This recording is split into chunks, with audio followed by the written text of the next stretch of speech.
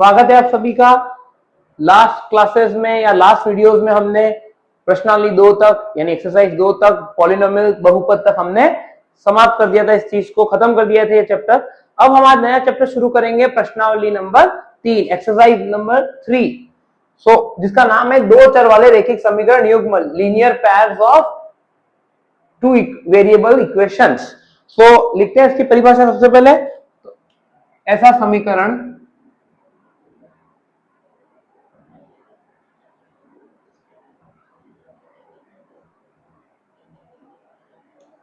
जिसे ax plus B Y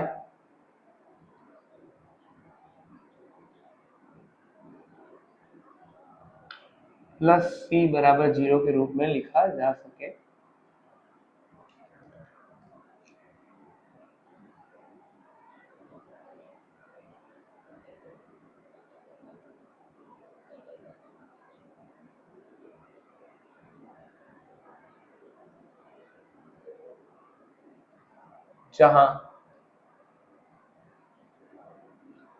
जहां इसकी 3 कंडीशन है। पहला, ए बी सी वास्तविक है।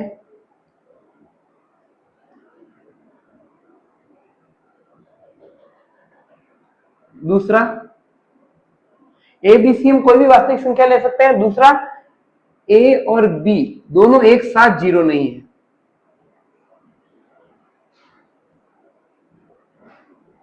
दोनों एक साथ 0 नहीं है। अर्थात क्या हो जाएगा, ये हो जाएगा मेरा ए स्क्वायर प्लस बी स्क्वायर, ये 0 नहीं है। मतलब क्या हो गया, अगर ये दोनों मिलके 0 हो जाते हैं, इसका मतलब ए स्क्वायर और ये भी क्या है, धनात्मक है। मतलब ए स्क्वायर एक पॉजिटिव टर्म है और बी स्क्वायर भी क्या है, एक पॉजिटिव नंबर है। तो दोनों पॉजिटिव नंबर मिलके कभी 0 कब होंगे, ये तभी 0 होंगे जब ए स्क्वायर भी 0 और बी स्क्वायर भी 0। इसका मतलब क्या हो जाएगा, ए भी 0 हो जाए और बी भी 0 हो जाए, तो दोनों एक साथ एक तो 0 ना हो। और तीसरा, x और y चर हो। तब क्या हो जाए, तब ax plus B Y plus C बराबर 0 दो चरों में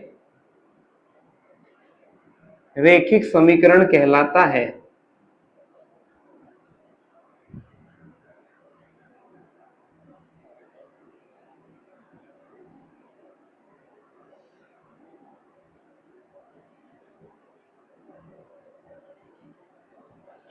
तो हम देख पाते हैं, अगर कोई भी समीकरण है, हमने पिछले चैप्टर में पढ़ा था बहुपद, अब हम पढ़ेंगे समीकरण। तो एक घात का यानी रैखिक समीकरण जिसमें सब पदों में जो भी चर होगा उसकी घात कितनी हो, 1 हो या फिर 0 हो।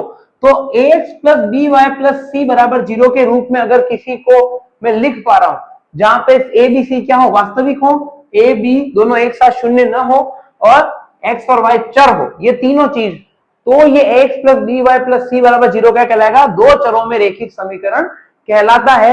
और इसी के आधार पे हम इस पूरे चैप्टर में अब क्या करेंगे, स्टडी करेंगे।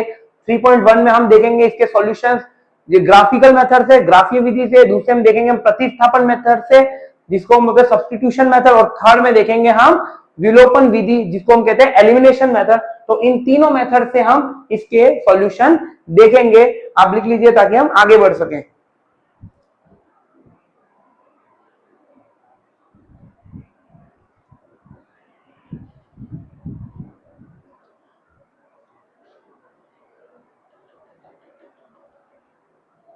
लिखते हैं आगे, ए क्या है, ए वास्तविक है और x का गुणांक है, चर x का गुणांक। b क्या हो जाएगा मेरा, y का गुणांक हो जाएगा, वो b y का गुणांक। और c हो जाएगा मेरा अचर गुणांक, अचर पद गुणांक। मगर इसको मैं सही से वापस लिखूं तो a हो जाएगा कोफिशिएंट ऑफ x, b हो जाएगा coefficient of y and c हो जाएगा मेरा कांस्टेंट कोफिशिएंट। तो ये तीनों क्या हो जाएंगे, हमारी डेफिनेशन के भी पार्ट हो जाएंगे और हम इसको आगे लिखेंगे। अब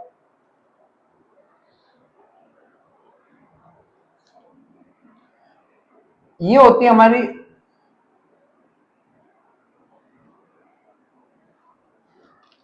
ये कहलाता है मेरा समीकरण का बाया पक्ष। अब देखिए समीकरण का मतलब है दोनों तरफ बराबर चीजें होना, तो समीकरण का ये कहलाएगा बाई तरफ है, इसलिए इसको कहेंगे बाया पक्ष, यानी LHS ऑफ इक्वेशन, समीकरण का बाया पक्ष,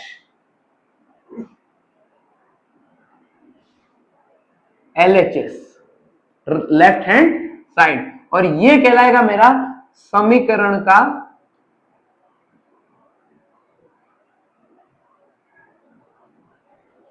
दायां पक्ष, यानी कि right hand side of equation. तो ये क्या हो जाएगा, हमारा समीकरण के दाएं और बाएं पक्ष हो जाएंगे। लेकिन हमें इस पूरे चैप्टर में निकालने इनके हल। तो अब सबसे पहले हम उदाहरण लिख देते हैं। तो इसका उदाहरण हो जाएंगे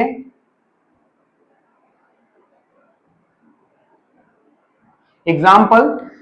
तो 2x plus 3y plus -5 is equal to 0, या फिर क्या लिख सकते हैं, इसको हम इक्वल टू 0 कर लेते हैं।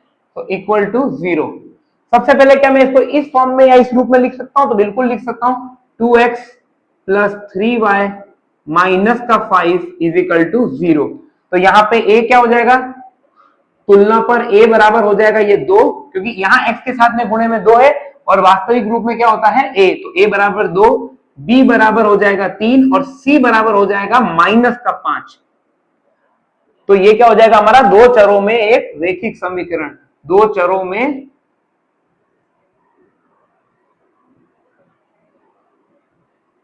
रैखिक समीकरण। लिख लीजिए इसको जल्दी से।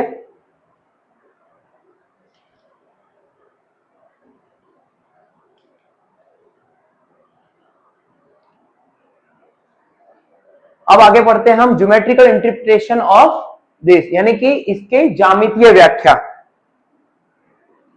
तो लिखते हैं टॉपिक समीकरण, रेखीय समीकरण की ax plus B Y plus C बराबर 0 की ज्यामितीय व्याख्या।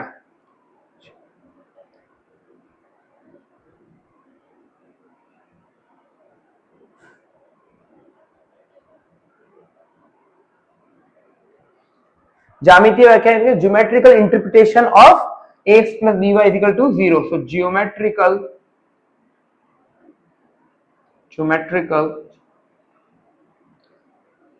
interpretation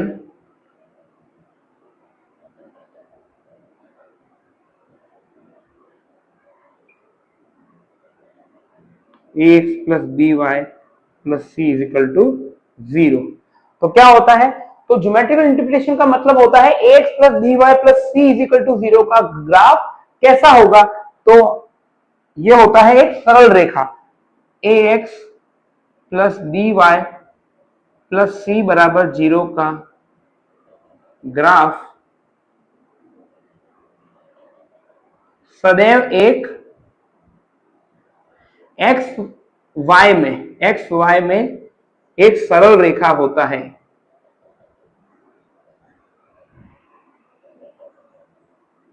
एक सरल रेखा होता है। तो ये होती है इसकी ज्यामितीय व्याख्या, यानी अगर इसका जब भी मैं ग्राफ बनाऊंगा तो मुझे क्या मिलेगी, एक सरल रेखा मिलेगी। वो सीधी भी हो सकती है, ऐसे झुकाव में हो सकती है, या समांतर हो सकती है, कैसी भी रेखा हो सकती है, पर ये बनेगी एक रेखा ही, हमेशा इसमें क्या बनेगी, एक रेखा ही बनेगी। तो इसे आप जल्दी से उतार लीजिए ताकि आगे बढ़ सके हम।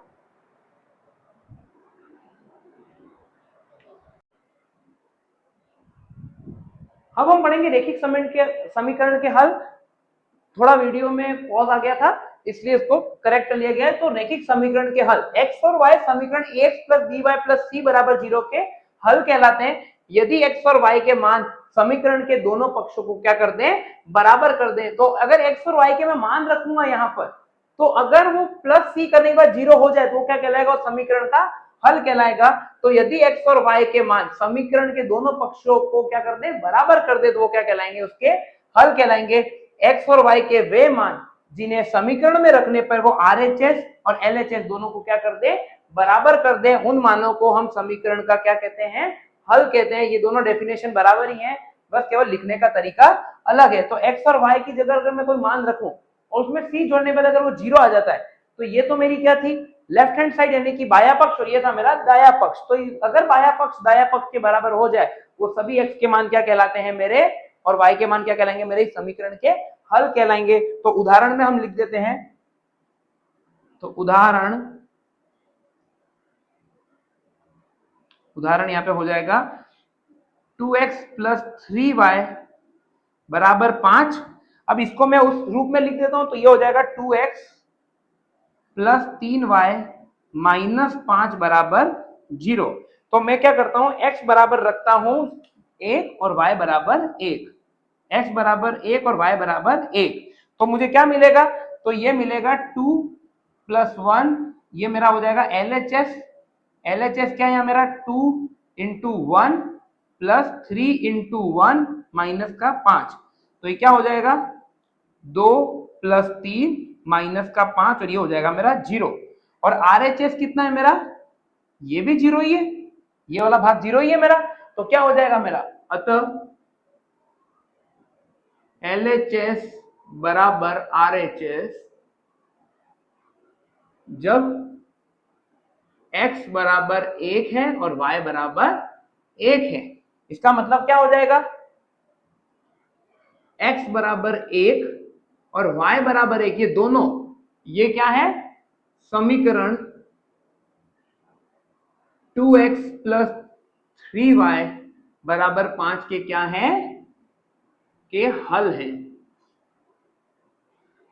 तो जो इसको संतुष्ट नहीं करेगा वो क्या होगा, इसका हल नहीं होगा। तो हम क्या करेंगे, जब x बराबर 0 और y बराबर 2 रखेंगे, तब क्या होगा मेरा, तब मेरा LHS हो जाएगा 2 इंटू 0 प्लस 3 इंटू 2, ये हो जाएगा, और ये माइनस का 5। तो कितना हो जाएगा, ये 0, 3 इंटू 2 6 माइनस का 5, और ये हो जाएगा 1। तो कितना हो जाएगा यहाँ पे, ये हो जाएगा मेरा 1, और ये RHS कितना है मेरा, 0। तो LHS जो है मेरा वो RHS के बराबर नहीं है। किसके लिए नहीं है, जब x बराबर 0 और y बराबर 2 हो। अतः x बराबर 0 और y बराबर 2 इसके हल नहीं है।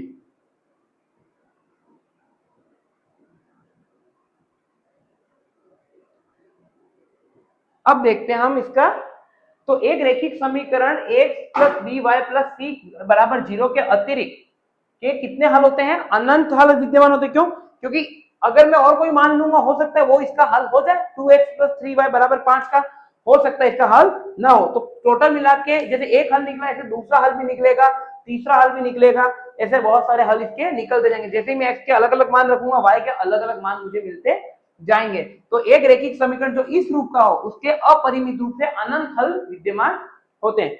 हमने ज्यामितीय व्याख्या में पढ़ा था कि x plus B Y plus C, ये जो होता है ये किसको प्रदर्शित करता है, एक रेखा को प्रदर्शित करता है। तो ये जो x और y के जो इसके हल निकलते हैं वो एक बिंदु को प्रदर्शित करते हैं। तो यही लिखा हुआ है, समीकरण x plus B Y plus C बराबर 0 के हल समीकरण द्वारा प्रदर्शित रेखा पर बिंदु के रूप में स्थित होते हैं। तो मान लीजिए कि अगर ये मैंने कोई रेखा खींच रखी है रेड में, जो x plus B Y plus C बराबर 0 के रूप की रेखा है, तो ये जो भी हल होगा, जैसे मेरा x बराबर 1 और y बराबर 1 वो यहीं पर कहीं होगा, ये होगा इसी बिंदु रूप में, इसी रेखा पर। या फिर हम उल्टा भी बोल सकते हैं कि x plus B Y plus C की रेखा पर स्थित सभी बिंदु समीकरण का हल होते हैं। अगर मैं x plus B Y plus C का रेखा खींचूंगा तो क्या होगा, इस पे जितने भी बिंदु स्थित होंगे ये सब क्या होंगे, मेरे बिंदु इसके हल होंगे। और हम जानते हैं कि एक रेखा पे कितने बिंदु होते हैं, अनंत बिंदु होते हैं। इसलिए उस रेखा पर स्थित सभी बिंदु क्या होंगे, उस समीकरण के हल होंगे। और इसी कारण से किसी भी समीकरण के कितने हल होते हैं, एक समीकरण के अनंत हल होते हैं। यदि वो दो चरों में रेखिक समीकरण हो तो उसके अनंत हल होते हैं। हर समीकरण के अनंत हल होना विद्यमान जरूरी नहीं है, परंतु अगर वो इस रूप की है तो उसके अनंत हल विद्यमान होंगे जो एक सरल रेखा को प्रदर्शित करेंगे। और सरल रेखा पे जितने भी बिंदु होंगे तो सभी इसका हल होंगे, या फिर जितने भी हल होंगे वो सरल रेखा पर उस बिंदु को प्रदर्शित करेंगे। तो ये होता है हमारा सरल रेखा के या रैखिक समीकरण के हल।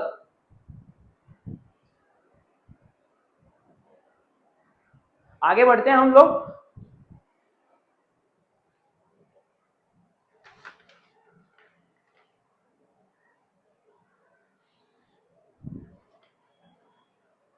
तो हम देख पा रहे हैं कि ये जो x बराबर 1 और y बराबर 1 है वो इसका हल है। इसका मतलब जब इसकी मैं रेखा खींचूंगा तो x बराबर 1 और y बराबर 1 इस पर विद्यमान होगा, इसकी लाइन पर। और x बराबर 0 और y बराबर 2 इसका हल नहीं है तो वहां इसकी लाइन पर विद्यमान नहीं होगा। ये हम यहाँ पे अभी y बराबर 5 है, एक लाइन जो हमने समीकरण जो दो चर में है हमने पहले भी देख लिया। x बराबर 1 और y बराबर 1 इसका हल है।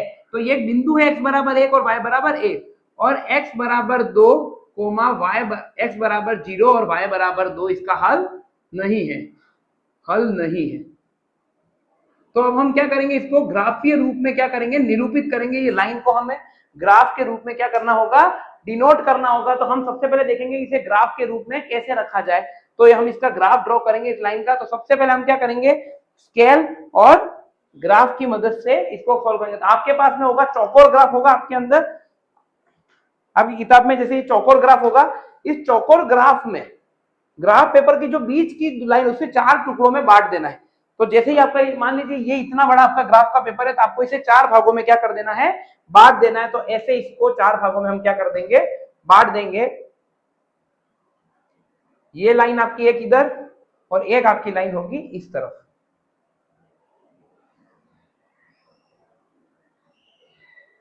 देखिएगा ये बिल्कुल सीधी होगी लाइन।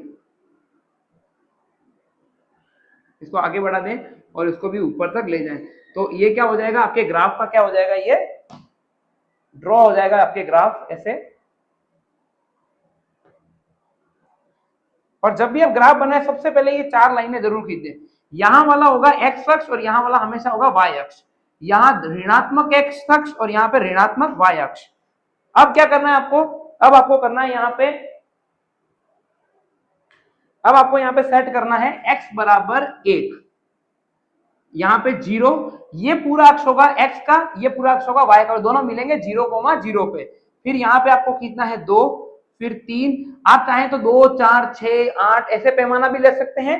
आप चाहें तो 5, 10, 15 ऐसे भी ले सकते हैं, जैसे भी आपको सुविधाजनक लगे ऐसे।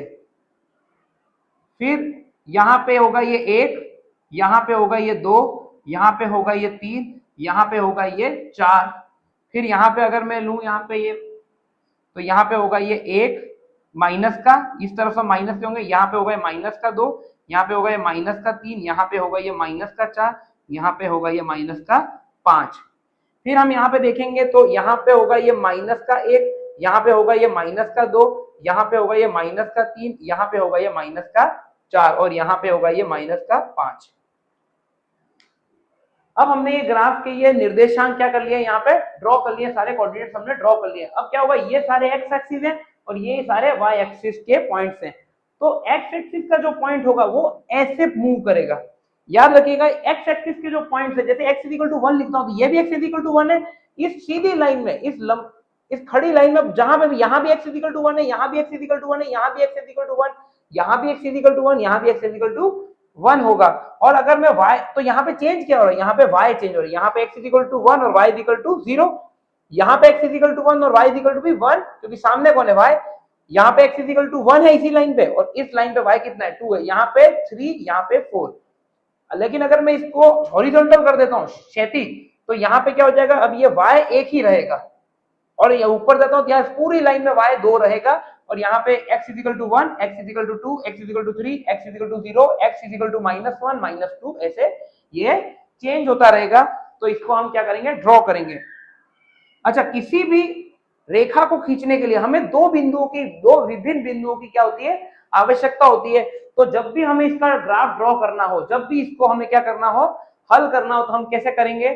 तो सबसे पहले क्या करेंगे, 2x प्लस 3y बराबर 5 का हमें क्या करना है, ग्राफ बनाना है। तो सबसे पहले हम क्या करेंगे, इसमें हम देखेंगे कि यहाँ पे a का गुण, x का गुणांक क्या है, 2 है, और y का गुणांक क्या है, 3 है, और इसका गुणांक क्या है, 5 है, अचर गुणांक। तो सबसे पहले इसको ऐसे सेट कर लेना, अचर पद उस तरफ हो जाए और चर वाले दोनों पद इस तरफ आ जाए, ऐसे इसको सेट कर लेना है।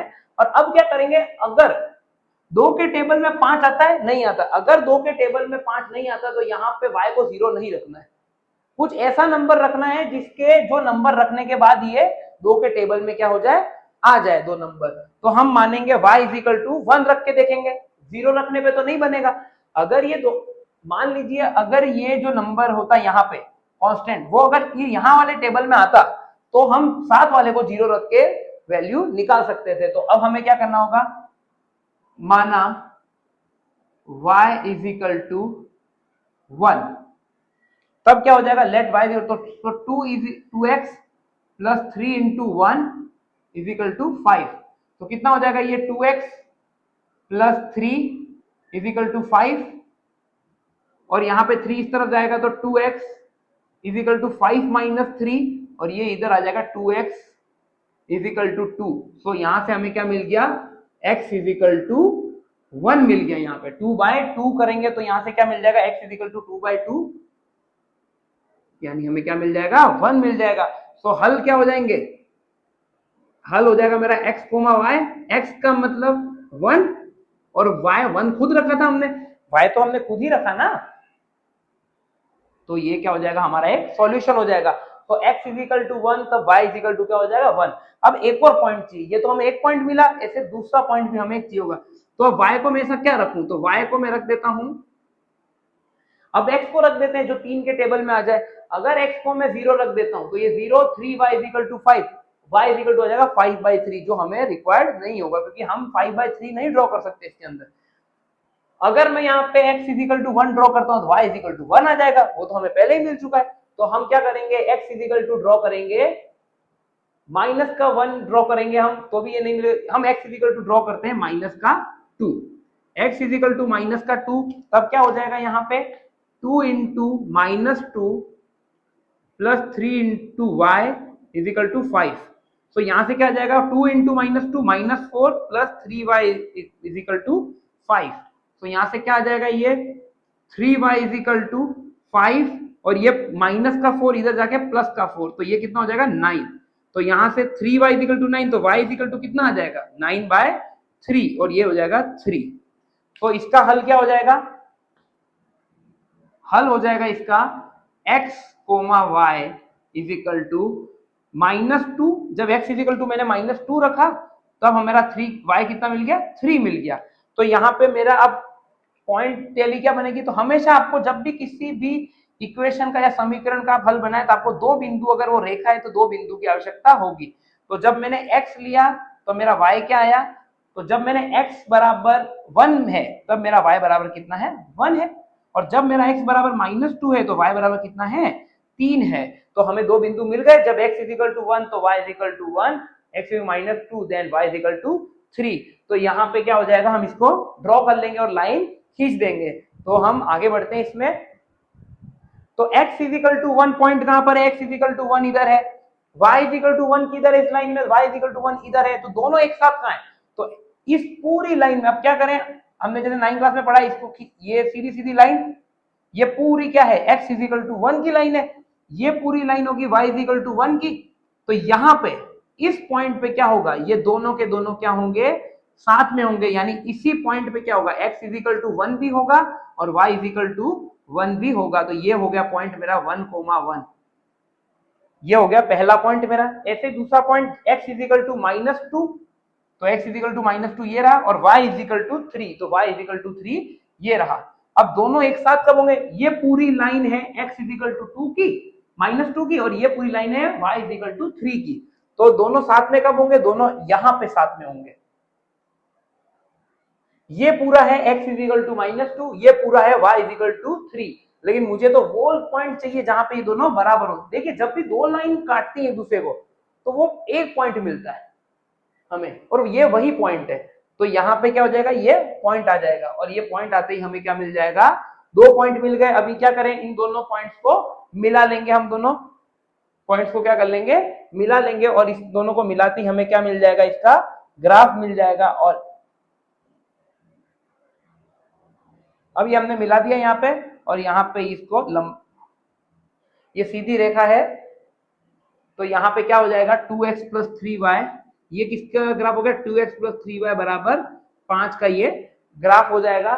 तो ये जो ब्लैक कलर में हमने खींचा है लाइन, वो क्या हो जाएगा मेरा 2x प्लस 3y का ग्राफ हो जाएगा। और इस पे जितने भी बिंदु स्थित होंगे, हम देख पा रहे हैं जितने भी बिंदु इस लाइन पे अनंत बिंदु होंगे, ये जितने भी बिंदु हैं इसके ऊपर, अगर मैं जितने भी ये डॉट कर पा रहा हूँ यहाँ पे, ये सब बिंदु क्या होंगे, इसके हल होंगे। तो ये कितने बिंदु हैं, ये अनंत बिंदु है, और ये सारे अनंत बिंदु क्या होंगे, इसके हल होंगे। तो ये क्या हो गया मेरा यहाँ पे, ये इसके हल हो जाएंगे। अब हम देख पा रहे हैं 1,1 जो है इसका हल है, तो इसका मतलब क्या 1,1 इसका हल है, तो देखो इस लाइन पर ही है ये। लेकिन हम देख पा रहे हैं x इजिकल टू 0 और y इजिकल टू 2, तो x इजिकल टू 0 क्या है ये, और y इजिकल टू 2 ये, तो दोनों साथ में क्या है यहाँ पे, तो देखो ये लाइन पे नहीं है। ये जो पॉइंट है x इजिकल टू 0 और y इजिकल टू 2, जिसको हम आगे वाला कोऑर्डिनेट x का रहता है और पीछे का कोऑर्डिनेट y का रहता है, तो 0,2 इस समीकरण का हल नहीं है, और वैसे भी सेटिस्फाई नहीं कर रहा था, हमने देखा था, तो ये संतुष्ट कर ही नहीं रहा था। जब x इजिकल टू 0 रखा और y इजिकल टू 2 रखा तो ये 6 आया था, जबकि आना कितना चाहिए था, 5 चाहिए था। तो ये इसको संतुष्ट नहीं करता, इसलिए ये इस रेखा पर भी स्थित नहीं होगा। तो जो हल होंगे वो रेखा पर स्थित होंगे, जो प्रदर्शित होगी इसके द्वारा, और जो हल नहीं होंगे वो रेखा पर स्थित नहीं होंगे। तो ये ग्राफ उतार लीजिए, और इसी तरह से हम सारे ग्राफ बनाएंगे। समीकरण युग्म, तो अब आएगा रेखिक समीकरण युग्म।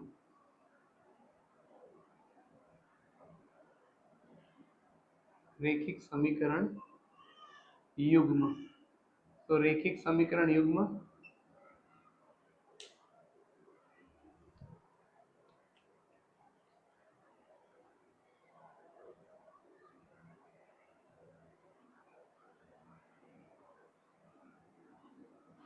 दो रेखिक समीकरण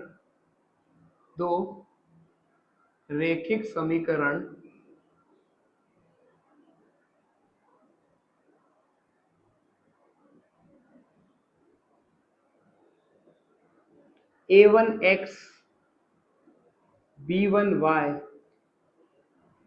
बराबर c1 बराबर 0 और a2x b2y प्लस c2 बराबर 0, ये क्या हो जाएंगे, दोनों रेखिक समीकरण है, जहां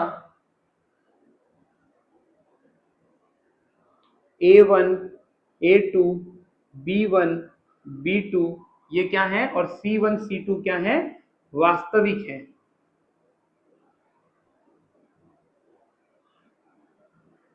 वास्तविक है, एवं अब वास्तविक है, इसके बाद जो ये a1 और b1 एक साथ 0 नहीं हो सकते, तो इसके लिए क्या हो जाएगा मेरा a1 square plus b1 square, ये भी 0 के बराबर नहीं है, और a2 square plus b2 square भी मेरा 0 के बराबर नहीं है। ये हमें एक चीज याद रखनी है।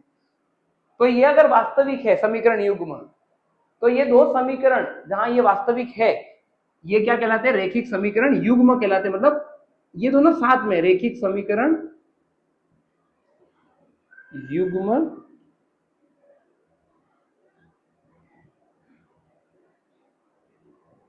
कहलाते हैं। तो ये क्या कहलाएंगे, हमारे रेखिक समीकरण युग्म कहलाएंगे। जब भी दो समीकरणों को हम एक साथ लिखेंगे तो वो क्या कहलाएंगे, हमारे रेखिक समीकरण युग्म कहलाएंगे। तो हम क्या पढ़ते हैं, इसको आगे बढ़ाते हैं। तो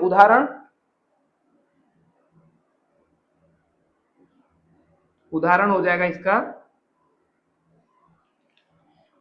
2x प्लस 3y माइनस 7 बराबर 0 और 4x plus 8y minus plus का 18 बराबर 0।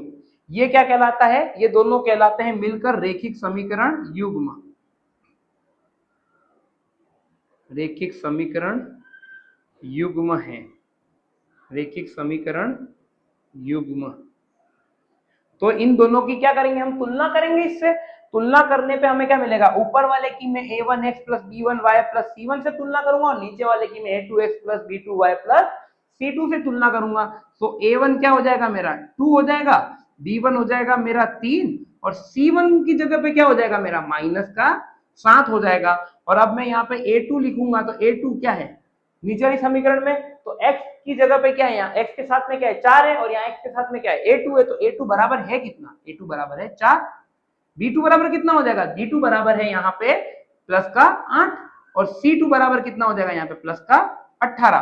तो यही क्या हो गए हमारे रेखिक समीकरण युग्म होगा, जहां पे a1 b1 और c1 के मान हमारे आ जाएंगे। और ये दोनों क्या प्रदर्शित करते हैं, ये भी तो एक रेखा है और ये भी एक रेखा है। तो इन दोनों रेखाओं को जब हम ऐसे युग्म बनाएंगे तो हमें क्या मिलेंगे, भिन्न भिन्न तरह के चीजें मिलेंगी। जैसे दोनों रेखाएं प्रतिच्छेद कर जाएं, दोनों रेखाएं संपाती हो जाएं, या दोनों रेखाएं क्या हो जाएं समांतर हो जाएं। इसको हम इस टॉपिक में पढ़ेंगे। तो इसे लिख लीजिए जल्दी से।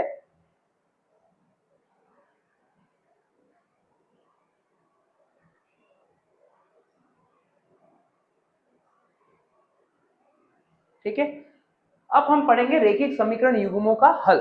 तो अब हम पढ़ते हैं रेखिक समीकरण युग्मों का हल। Solution of pair of linear equation, रेखिक समीकरण युग्मों का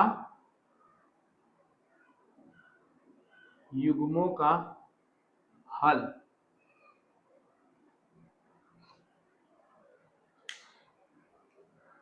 ठीक है, तो रेखिक समीकरण युग्मों का हल क्या कहलाती है, तो अब हम इसको आगे पढ़ते हैं। रेखिक समीकरण युग्मों का हल, तो देखिए वे मान, वे x और y के मान, वे x व y के मान जो समीकरण युग्म a1x plus b1y plus c1 बराबर 0 और a2x plus b2y plus c2 बराबर 0 को संतुष्ट करें, ये दोनों को संतुष्ट करें। संतुष्ट करने का मतलब क्या, अगर मैं यहाँ पे x और y के वो मान रख देता हूं तो ये 0 हो जाए, दोनों के दोनों संतुष्ट करें तो वह हम समीकरण युग्मों के हल कहलाते हैं, युग्मों के हल कहलाते हैं।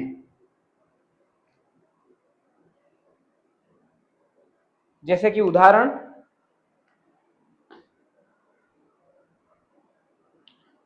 क्या हो जाएगा मेरा यहाँ पे, तो उदाहरण हो जाएगा मेरा, जैसे मैंने युग्म ले लिया x प्लस वाई बराबर 20 और x माइनस वाई बराबर 5। तो अगर ये जो उदाहरण लिया मैंने, तो अब मैं अगर मान लीजिए x बराबर रखता हूं मैं 15 और y बराबर रखता हूं 5, तो क्या हो जाएगा x प्लस वाई बराबर कितना हो जाएगा मेरा, ये हो जाएगा 15 प्लस 5, ये हो जाएगा मेरा 20, जो कि संतुष्ट करता है। और x माइनस वाई बराबर क्या हो जाएगा मेरा, सॉरी x माइनस वाई बराबर यहाँ पे 10, तो x माइनस वाई बराबर क्या हो जाएगा 15 माइनस 5, तो ये कितना हो जाएगा 10 हो जाएगा। कितना हो जाएगा, ये 10 हो जाएगा।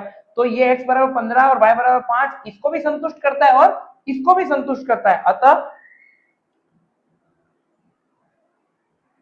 x बराबर 15 और y बराबर 5 समीकरण युग्म का हल है, समीकरण युग्म का हल है।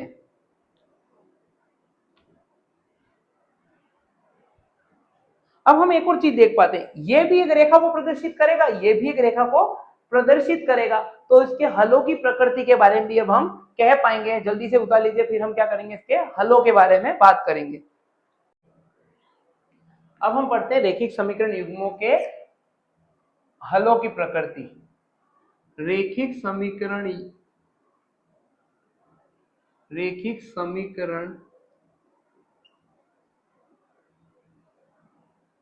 युग्म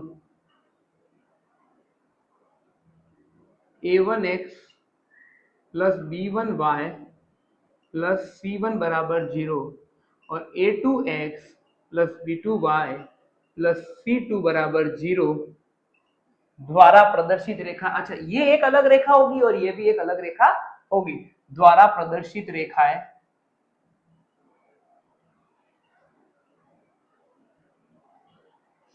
रेखा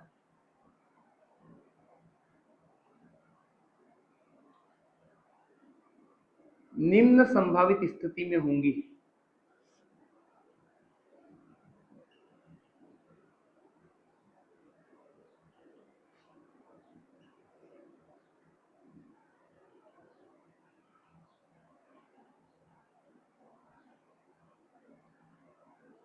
निम्न संभावित स्थितियों में होंगी। तो पहली क्या होंगी? समान। पहली हो जाएगी प्रतिच्छेदी। पहली हो गई मेरी प्रतिच्छेदी, यानी a1x और a2x, a1x plus b1y plus c1 बराबर 0 द्वारा खींची गई ये रेखा एक। तो ये a1x plus b1y plus c1 बराबर 0 द्वारा प्रदर्शित रेखा। और अगर मान लीजिए फिर और कोई रेखा हो, जैसे ये, अगर ये जो लाइन है मेरी a2x plus b2y plus c2 बराबर 0, तो इन दो द्वारा प्रदर्शित रेखाएं क्या होती है? प्रतिच्छेदी होती है। अगर वो एक बिंदु पे क्या करें? प्रतिच्छेद करें, तो क्या होगा? यहां एक बिंदु पर प्रतिच्छेद करेगी,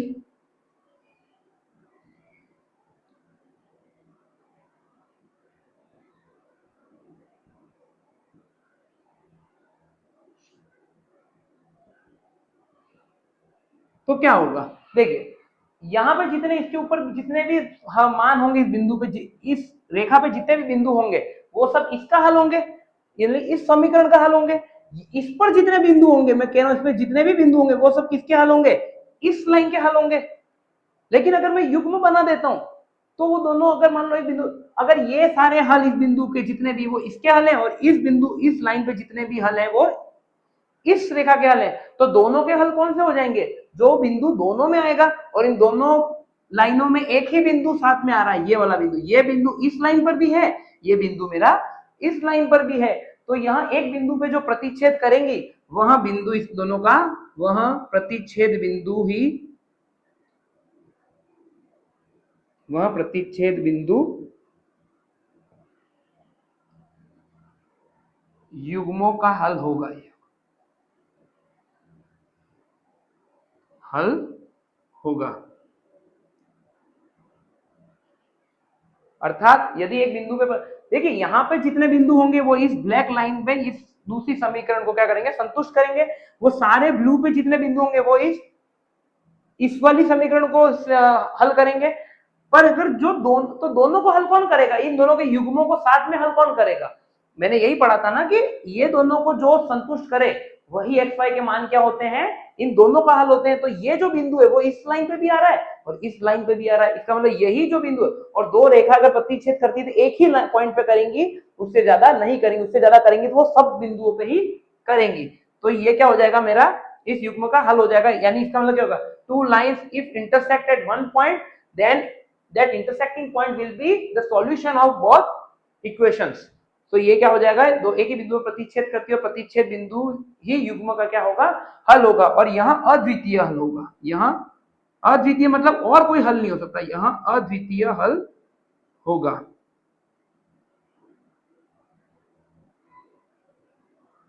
अद्वितीय का मतलब मैं कह सकता हूं कि इससे ज्यादा हल नहीं होंगे, बस यही एक ही हल होगा। ठीक है ना? फिर केवल और केवल एक हल। फिर दूसरा हो जाए ये क्या हो जाए? संपाती हो जाए। संपाती, या तो रेखाएं कौन सी स्थिति होगी? या तो प्रतिच्छेदी होगी या फिर संपाती होगी। तो संपाती की कंडीशन क्या होती है? संपाती की कंडीशन होती है कि जैसे मान लीजिए मैंने एक लाइन खींच दी और ये है मेरा a1x plus b1y plus C1 बराबर 0। अब मैं मानता हूं कि दूसरी लाइन भी इसी के ऊपर, मतलब यही लाइन हो दूसरी वाली भी, जिसकी लाइन जिसे मैं डैश डैश में दर्शा देता हूं, ये जो ब्लैक से ये लाइन कौन सी हो जाए मेरे A2x प्लस B2y वाली लाइन हो जाए। तो ये कौन सी लाइन हो गई A2x plus B2y plus C2 बराबर 0। तो ये जो लाइन मैं दिखा रहा हूं ये लाइन कौन सी हो जाएगी मेरी, ये जो लाइन होगी मेरी A2x प्लस B2y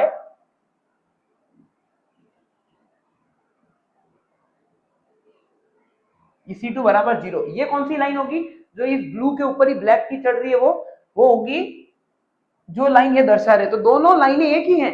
ये दोनों कितने बिंदु पर, जैसे ये दो मार्कर हैं, ये मार्कर अगर ऐसे में टच करा दो तो एक बिंदु पे टच कर रहा है, लेकिन जैसे ही मार्कर को मैं इसके ऊपर ही रख दूंगा तो ये कितने बिंदु पे टच कर रहा है इसको, इनफाइनाइट अपरिमित रूप से अनेक बिंदुओं पे क्या करता है ये टच करता है इसको। तो ये भी क्या है, जो हल इसका है वो ही हल इसका है, क्योंकि दोनों रेखा ही तो एक है, एक ही तरह की रेखाएं दोनों। अतः यहां अनंत बिंदुओं पर क्या होंगी, प्रतिच्छेद करेंगी। यहां अनंत बिंदुओं पर अपरिमित रूप से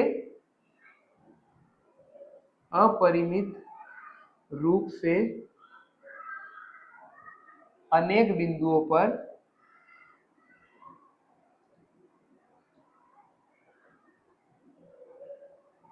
यह अपरिमित रूप से अनेक बिंदुओं पर प्रतिच्छेद करती है। प्रतिच्छेद लिखे या फिर संपाति पर संपाति होती है।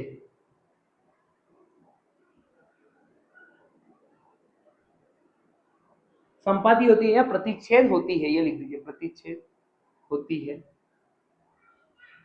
अच्छा, प्रतिच्छेद होती है इसका मतलब इसके कितने हल होंगे, अतः अनंत अपरिमित रूप से अनंत हल विद्यमान होंगे, मतलब सारे हल विद्यमान होंगे जो इन पे होंगे, अपरिमित रूप से अनंत हल विद्यमान होंगे।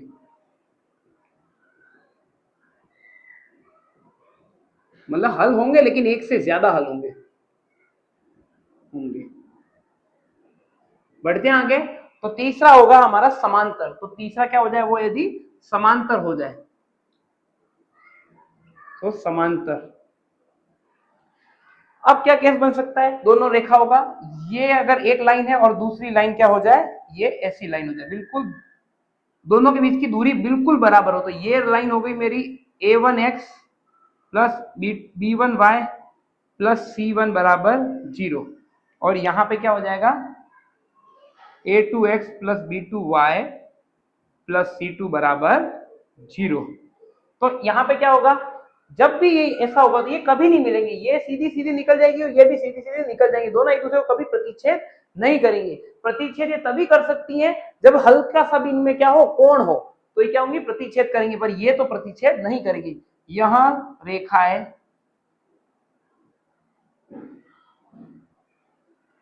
समांतर होंगी, परस्पर समांतर होंगी, वह कभी प्रतिच्छेद नहीं करेंगे, इसलिए कहते हैं अनंत पे प्रतिच्छेद करती है। अनंत किसी ने देखा नहीं, इसलिए प्रतिच्छेद होते हुए किसी ने देखा नहीं है, तो कभी प्रतिच्छेद नहीं करती हैं।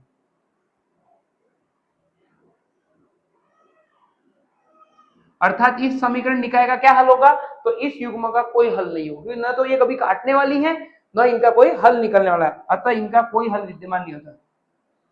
अच्छा, युग्म का कोई हल विद्यमान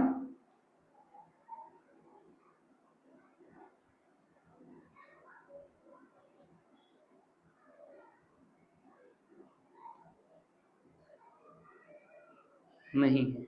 लिख लीजिए इसे जल्दी से, इसे हम कहेंगे इंटरसेक्टिंग लाइंस, इसे कहते हैं हम पैरेलल लाइन, और इसे कहते हैं हम संपाती रेखा है। इंग्लिश में ध्यान नहीं आ रहा है इंग्लिश में क्या बोलते हैं इसे, लेकिन ये तीन लाइन होती हैं। और अगर ये मान लीजिए कि दोनों पैरेलल हो तो नो सॉल्यूशन, संपाती हो तो इनफाइनाइटली मेनी सॉल्यूशन, और अगर प्रतिच्छेदी हो तो यूनिक सॉल्यूशन जिसमें एक ही सॉल्यूशन हमें मिलेगा। तो लिख लीजिए संगत समीकरण युग्म, संगत समीकरण युग्म, कंसिस्टेंट कंसिस्टेंट इक्वेशन पेयर, समीकरण युग्म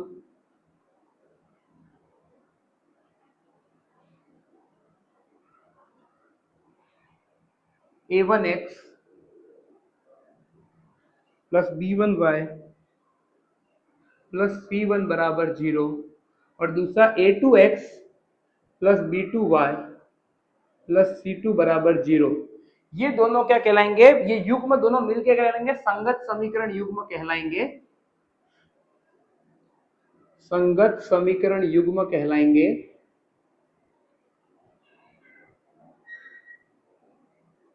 युग्म कहलाते हैं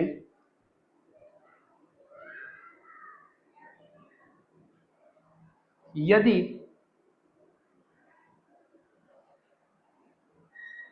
समीकरण युग्म का हल विद्यमान हो,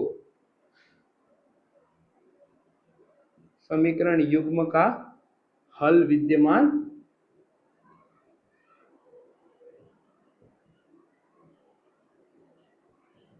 मतलब अगर कोई समीकरण युग्म का अगर हल ही विद्यमान नहीं है तो वो क्या कहलाएगा, असंगत समीकरण, अन्यथा उसे असंगत समीकरण युग्म कहते हैं। असंगत समीकरण युग्म कहते हैं।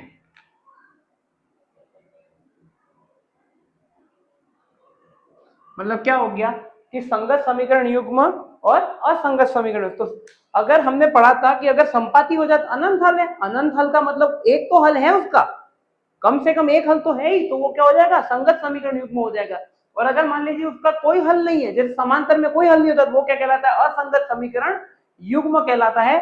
तो ये होती है हमारी समांतर संगत यानी कंसिस्टेंट और inconsistent linear pair of equation की डेफिनेशन।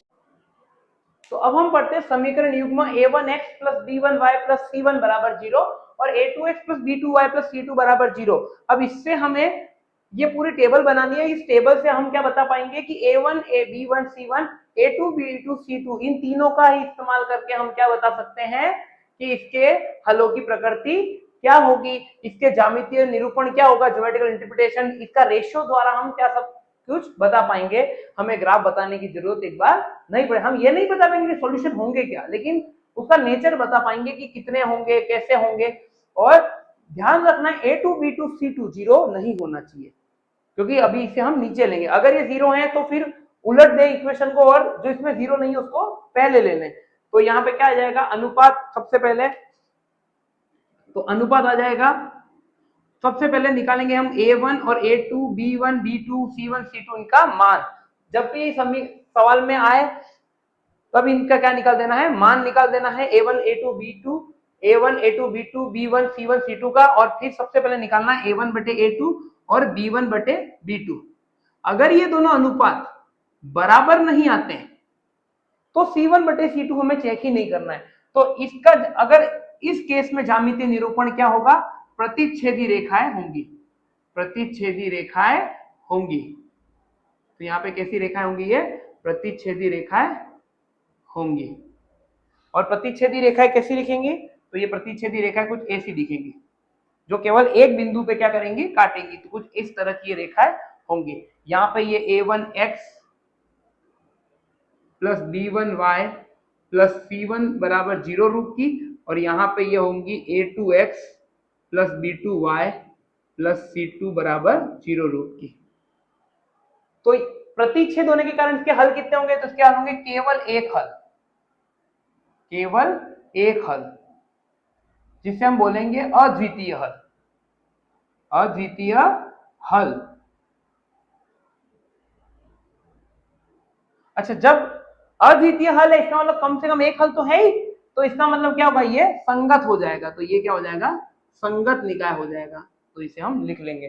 फिर अगला कौन सा होगा, अगला हम देखेंगे अगर ये दोनों बराबर हो जाएं, अगला हम देखेंगे अगर ये दोनों बराबर हो जाएं, a1 बटे a2, और ये किसके बराबर हो जाए, a1 बटे a2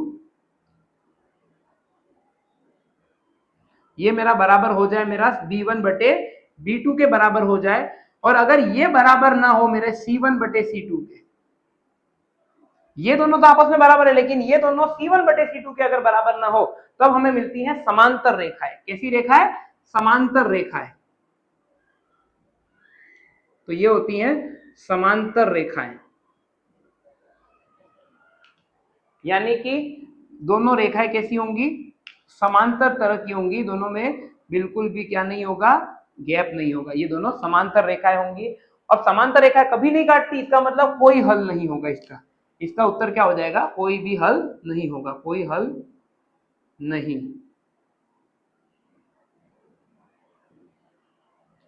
यानी ये कभी प्रतिच्छेद नहीं करती, इसका मतलब कोई हल नहीं है, इसका मतलब असंगत है।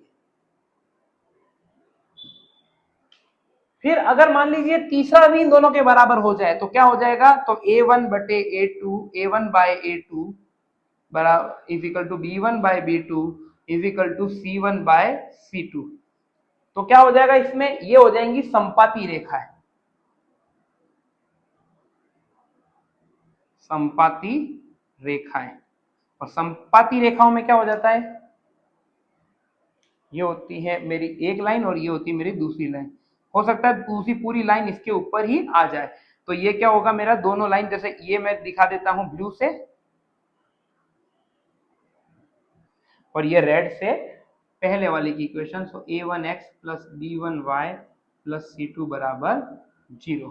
तो ये हो गई संपाती रेखा। इसमें कितने हल होंगे? तो इसमें अपरिमित रूप से अनेक हल, अपरिमित रूप से, तो अद्वितीय हल नहीं होगा, अपरिमित रूप से अनेक हल,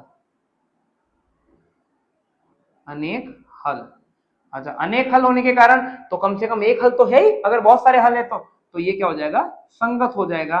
तो यहाँ पे क्या हो जाएगी? हमारे ये अनुपातों के द्वारा ये सब चीजें पता हो जाएंगी।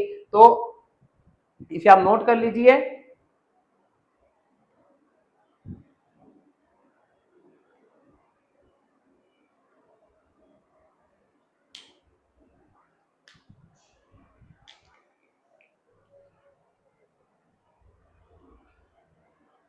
तो अब हमने ये सब पढ़ लिया है। अब आज के दिन हमने पढ़ा दो चर वाले रैखिक समीकरणों का मानक रूप। हमने पढ़ा कि ये A1 बटे A2, B1 बटे B2 से हम इसे कैसे ज्ञात करते हैं। हमने पढ़ा संगत और असंगत क्या होता है। हमने ये भी पढ़ा कि प्रतिच्छेदी, समांतर और संपाती रेखा। हमने ये भी पढ़ा कि ग्राफ पे ड्रॉ कैसे किया जाता है चीजों को, या फिर ग्राफ कैसे बनाए जाते हैं। नेक्स्ट क्लास में हम पढ़ेंगे ग्राफीय विधि द्वारा समीकरणों को हल करने की विधि, और हम पढ़ेंगे प्रश्नावली 3.1 के सवाल। तब तक आप अच्छे से इसे पढ़ते रहिए और रिवीजन करते रहिए, नोट्स बनाते रहिए। बहुत बहुत धन्यवाद।